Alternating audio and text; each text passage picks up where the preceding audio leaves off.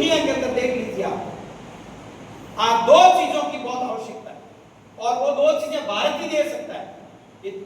These are related to each other. ध्यान रखना, पूरी दुनिया के अंदर जो समस्या है उसका उत्तर भारत ही दे सकता है।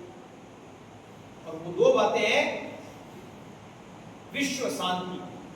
हमने कहा सर्वे भवन्तु सुखिनः, सारी दुनिया सुखी हो। हमने नहीं कहा भारत भवन्तु सुखिनः, सर्वे भवन्तु। आप मंदिरों के अंदर बोलते हैं तो बोलते हैं विश्व का कल्याण। हमने नहीं कहा भारत का कल्याण, हमने कहा विश्व का कल्याण।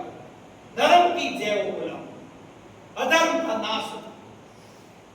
हमने विश्व के कल्याण की बात की है, निरोगी होने की बात की है और स्वस्थ रहने की बात की है। तो ऐसा भारत है, उसकी दो बातें, विश्व शांति और दूसरा है सह-अस्तित्व, कोएग्जिस्टेंस। सह-अस्तित्व, हम सब एक है। मेरे में जो आत्मा है वही तेरे में। आत्मवत् सर्वभूतेषु यः पश्यति स विद्वानः। मेरे में जो आत्मा है वही तेरे में है। तो तीन बातों की दुनिया में और समस्या है, उसका उत्तर भी भारत के पास है। वो एक श्लोक के अंदर उत्तर है, वो बोल रहा हूं, फिर समस्या बताऊंगा। श्लोक है, मातृवत् परदारेषु परद्रव्येषु लोष्टवत् आत्मवत् सर्वभूतेषु यः पश्यति स विद्वानः। मातृवत् परदारेषु यानी क्या है? पराई स्त्री मां के समान है।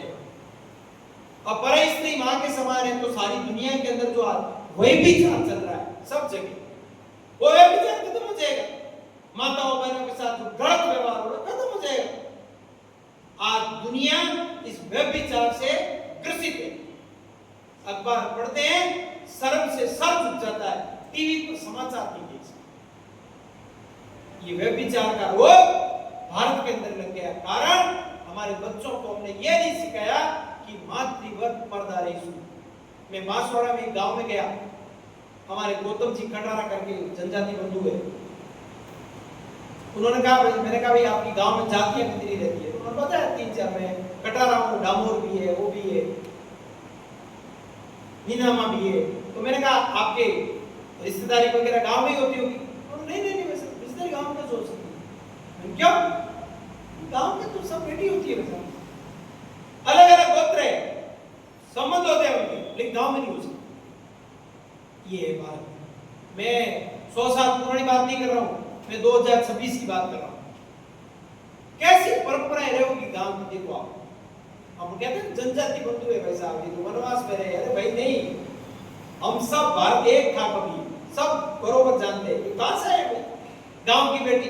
मैं 1998 के अंदर मेरे भाई के, मैं तो प्रचारक हूं, मेरे भाई के बारात में गया, बड़े पिताजी घर की बारात में गए। तो वो बारात जो पहुंची गांव में तो उन्होंने एक थाल लेके आए, उसके अंदर एक महिलाओं का पहनने का ओढ़नी, सूट जिसको कहते हैं, वो लेके वो बड़े भाई को उनका एक बार जागा हो भाई, कहाँ जाना है? तो क्या अपने गांव की एक हरिजन बच्ची है, वो यहाँ ब्याही भी है, हरिजन वाल्मीकि परिवार की बच्ची। बारात आ गई है इस गांव में, तो पहले अपने गांव की बेटी है ना, उसको ओढ़नी दे के आओ। ये है भारत, ध्यान रखना।